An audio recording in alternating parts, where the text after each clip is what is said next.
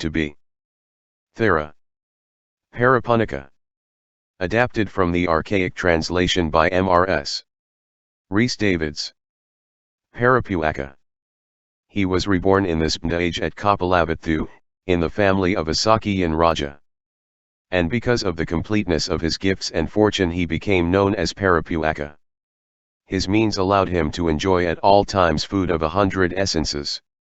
But he, hearing that the Lord partook of mixed scraps, said, "Though he be delicately bred, the Exalted One lives thus, meditating the bliss of Nibbāna. Why should we in our greed become epicures? Let us, too, seek for that bliss of Nibbāna."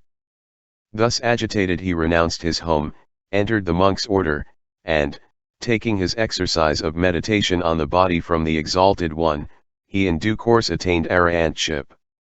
Upon that he burst forth into the saying, "Never as it were some dish of 100 essences could I overrate what I partook today."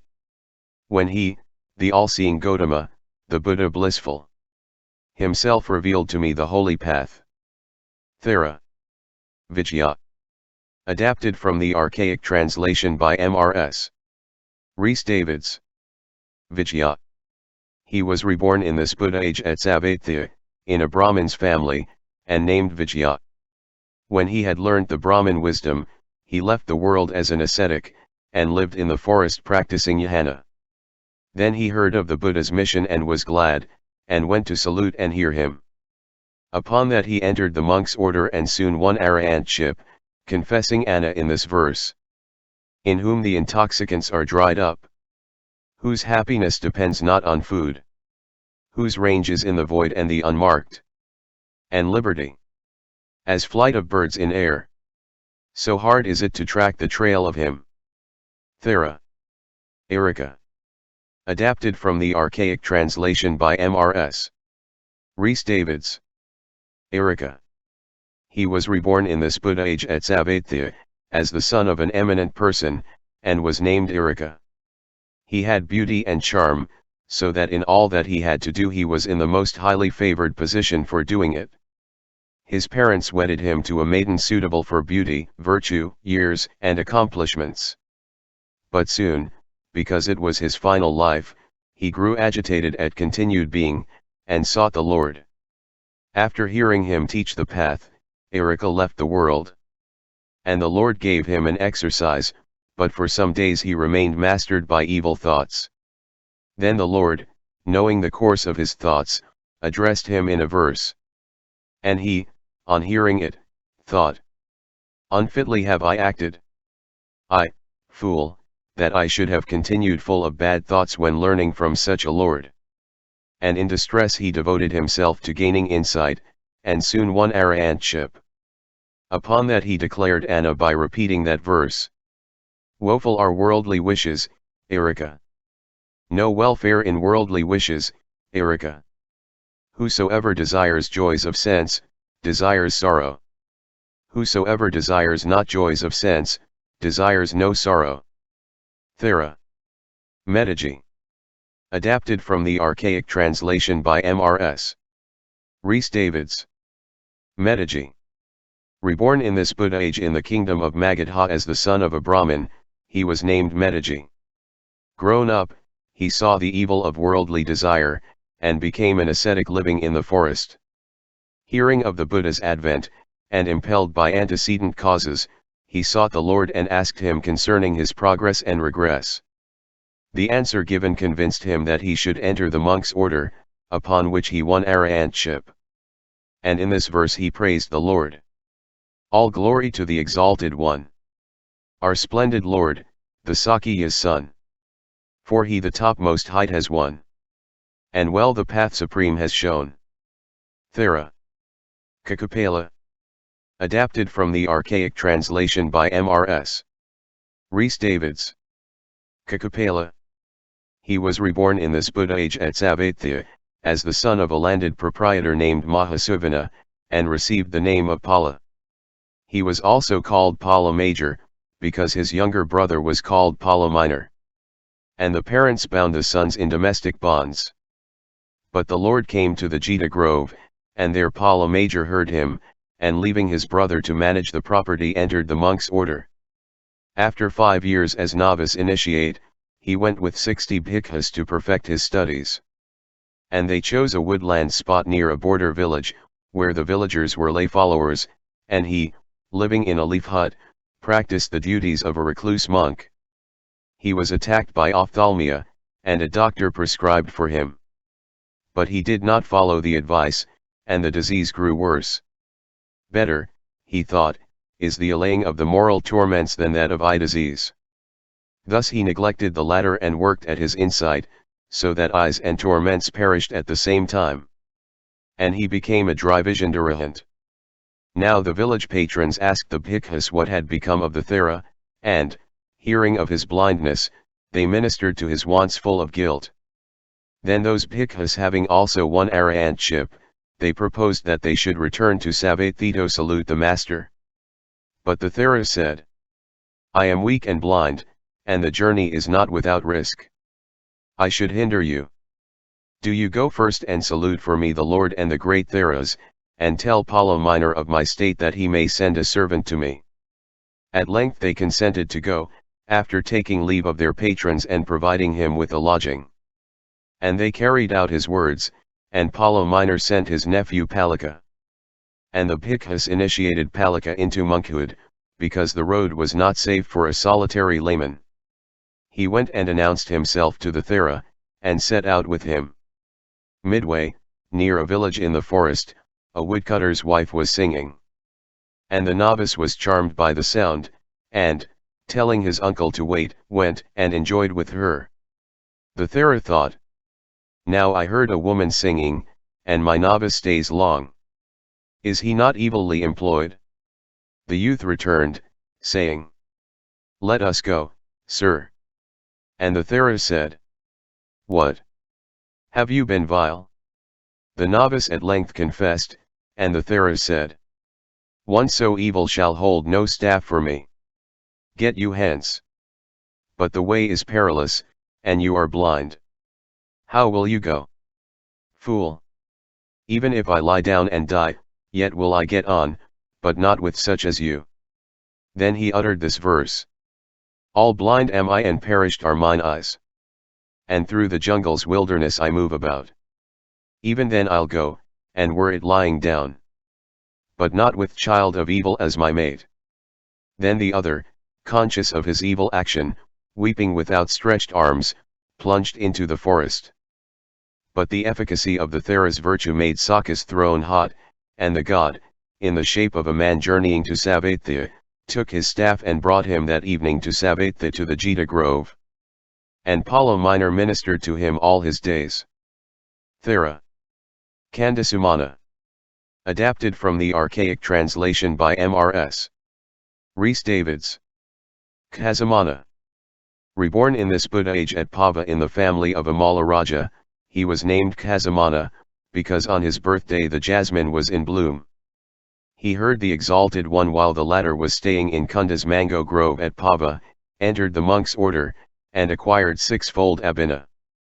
Upon that he remembered his own former births. How he had offered a plant of jasmine at the top of Kassapa Buddha when all the plucked flowers went to form the king's own offering. And, discerning how this act had guided him to Nibbāna now, he said this verse: "One flower in pious offering brought did win me years on years of pleasant life.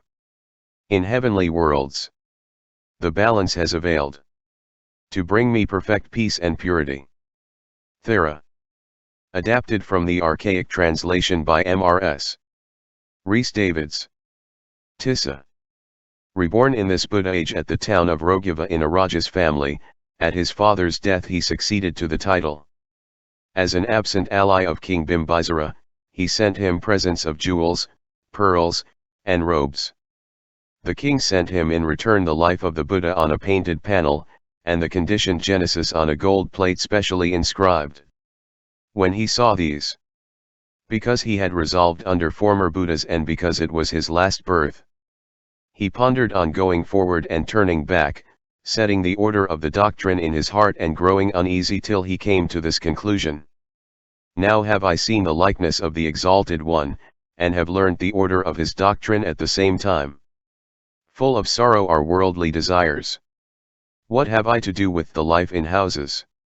And he abdicated, entered the monk's order, and, taking his earthen bowl and followed, as was Prince Pakusati, by a lamenting populace, he left the town and went to Rajagaha. There he lived in the Sabasoika cave, and visited the Exalted One. And learning of him, he won arahantship. Upon that, referring to his experiences, he uttered this saying: renouncing costly vessels created in bronze. In gold, I grasped this earthen bowl. The second time was I anointed then. Thera. Abhya.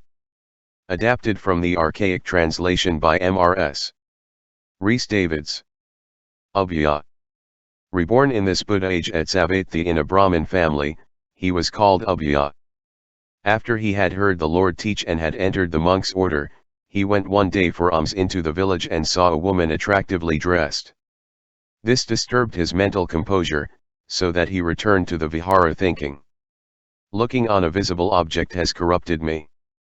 I have done amiss. Thus repudiating that consciousness, he so developed insight as to win arahantship. Upon that he reviewed his moral slip and his recovery in this verse.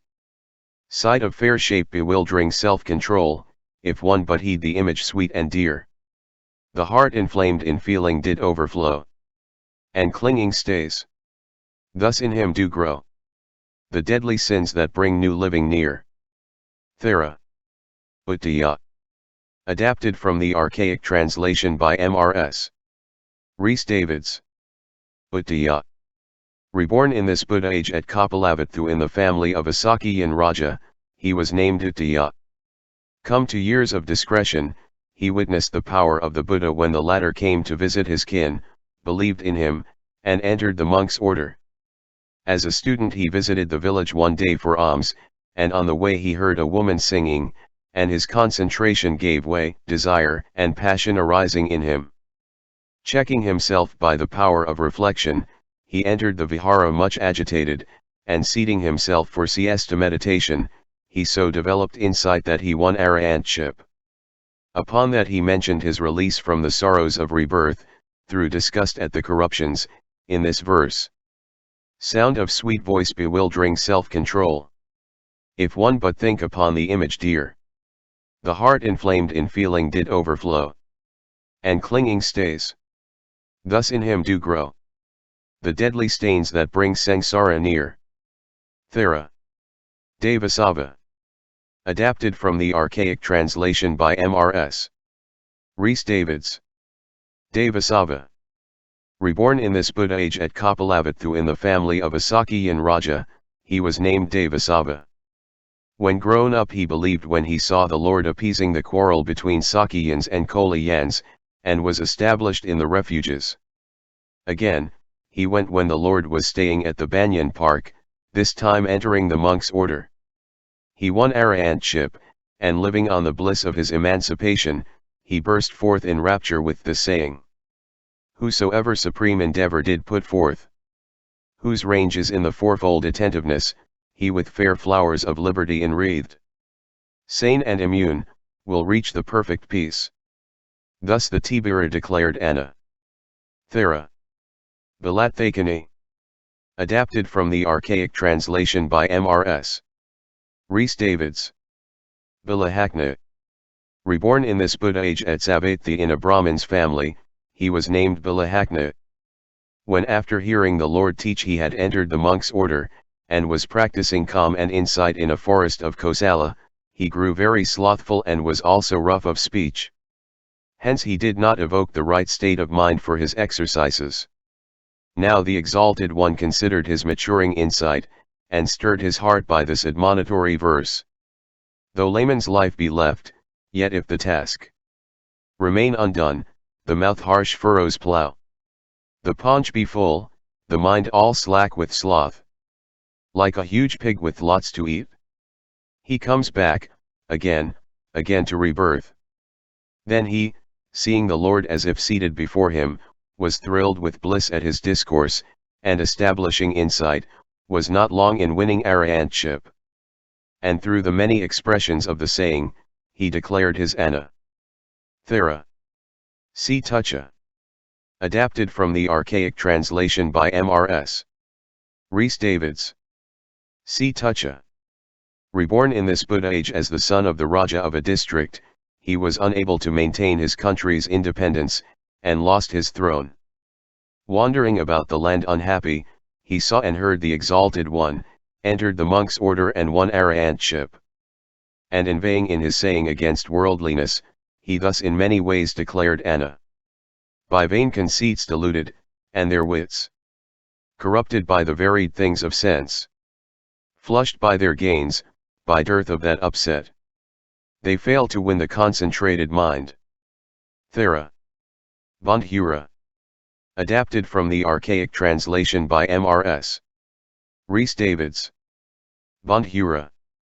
Reborn in this Bnddha-age at the town of Kapilavatthu as the son of a counselor, he was named Bnddha-age. And going one day on some business to Kapilavatthu, he went with the lay people to the vihara, heard the Lord, believed and entered the monk's order, and in due time won arahantship. Now to render service to his Raja and so show his gratitude for his success, he went to Kapilavatthu and preached the path to the Raja, declaring to him the four truths. The Raja became achieved Sotapanna, built a great vihara in the township, calling it Sutasana, and bestowed it on the Thera with many honors and offerings. The latter handed over everything to the monk's order, and going on his rounds as before, conceived the wish to go to Kapilavatthu. The bhikkhu said, "Sir, stay with us. If you lack in what you require, we will make it good." He replied, "I have no need, friends, of anything out of the way. I keep going on anything I get. I am content with the savor of the path," and uttered this saying. "No, it is not this I need, who live in bliss. Feasting on sweetest nectar of the path. Drinking those drops unmatched, supreme, shall I indeed my tongue with poison now acquaint?" Thera. Khuddhaka. Adapted from the archaic translation by Mrs. Rhys Davids. Khuddhaka. Reborn in this Bnddha-age at Kapilavatthu in a Brahmin's family, he heard, when grown up, of the great supernormal powers of Moggallana the Great. And he thought, I, too, will become so gifted. And impelled by prior causes he entered the monk's order under the Exalted One, and by exercising himself in the training for calm and insight, acquired in due course sixfold Nibbāna. Then he, enjoying the various forms of supernormal movement, continued to bestow favor on beings by the wonder of those acts and by the wonder of training. When the bhikkhus asked him, "Khuddhaka, friend, do you employ supernormal power?" he uttered this verse. "Buoyant in truth my body, every pulse. Throbbing in wondrous bliss and ecstasy. Even as cotton down blown on the breeze. So floats and hovers this my body light." Thera. Malatavam. Adapted from the archaic translation by Mrs. Rhys Davids. Malatavam ha. Reborn in this Bnddha-age in the town of Khuddhaka as a Brahmin's son, he achieved Sotapanna by the preachings of Pachabhu, the great Thera, and entered the monk's order. Working at exercises for insight, he abode in any place where, of the four necessaries of life, only suitable food was hard to get. But where such food was easily got and the rest difficult to find, he went away. So continuing, because he had the antecedents, and was of the nature of the great men, he expanded insight, and in due course became an arahant. Upon that, reflecting on his attainment, he broke forth in this verse. "Where I am not provided, let me never live, let me go from there, if life too pleasant prove. Never will the man with eyes to see with, where aught may hinder in the quest supreme." Thera. Suhamanta. Adapted from the archaic translation by Mrs. Rhys Davids. Suhamanta. Reborn in this Bnddha-age in the border country as the son of a wealthy Brahmin, he went to hear the Exalted One teach the path in the deer park at the town of Sankasa. Leaving the world he joined the monk's order, and became a reciter of the 3 Pitakas, becoming in due course possessor of 6-fold abhina. Upon that he thought, I have won all that a disciple may win. What if I were now to do a service to the monks? So he lectured to them and solved their difficulties.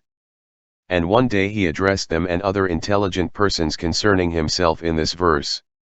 100 tokens show, 100 marks betray in which the hidden meaning lies. Whosoever has eyes to see but one, a dullard is. Who can discern the 100, he is wise. Thus the Thera magnified before the monks his attainment of analytic knowledge that was so excellent. Thera. Dhammasava. Adapted from the archaic translation by Rhys. Rhys Davids. Dhammasava. Reborn in the kingdom of Magadha in a Brahmin's family, and impelled by maturity of conditions, he preferred the religious to the household life. Seeking the Exalted One on the south hill, he heard him teach the path, upon which he entered the monk's order, and in due course became an arahant. And reflecting with joy upon his career, he broke forth in the saying, confessing Anna. I pondered well, then sought the life that lay beyond the walls and bonds of household life.